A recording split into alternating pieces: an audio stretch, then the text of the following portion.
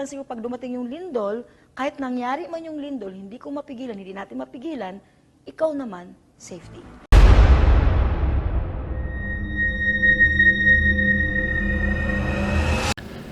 Hello po mga ka-PTV, sa video na ito ay tatalakayin natin ang masasamang pangitain sa isang lugar na ito ayon sa mga visions ni Madam Rudy Baldwin.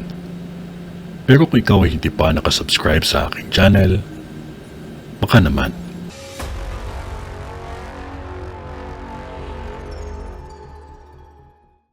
Hindi pananakot ang aking vision, kundi isa itong babala lamang na kung saan ang dasal ang isang himala upang tayo ay kanyang gabayan sa ating buhay.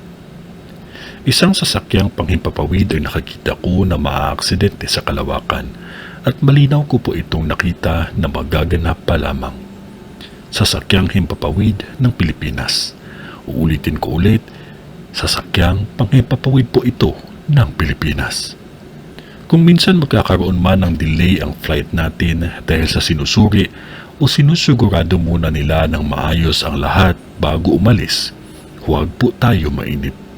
Mas okay pag hindi at lawakan at unawain kung ito ay nakakabuti pa sa atin. Isa din po ako sa bumibiyahe, kaya huwag po ninyong masamain ang aking mga visions. Ito ay babala lamang upang tayo ay makapag-ingat at makapaghanda. May isa pang sasakyang paghimpapawid ng bansang Asya din. At dalawa dito ay hindi sa bansang Asya na may kulay pula at puti na may halong itim. Isa sa mga probinsya ng bansa natin may 3 sasakyang panghimpapawid akong nakakita na maaaksidente. May nakakita akong 2 helicopter at 1 jet. Ngunit may sasakyang himpapawid na kung saan ang nabagsakan nitong lugar ang dahilan ng pagkakaroon ng wildfire. Isang malawak na apoy ay napinsala sa lugar dahil sa aksidente. Mag-iingat lamang ang lahat at huwag nating kalimutan na ang Diyos ang makapangyarihan sa lahat. Ako ay kanyang ginamit lamang upang makapagbigay sa inyo ng babala. Lagi lamang nating tandaan na ang Diyos pa din ang mas makapangyarihan sa lahat.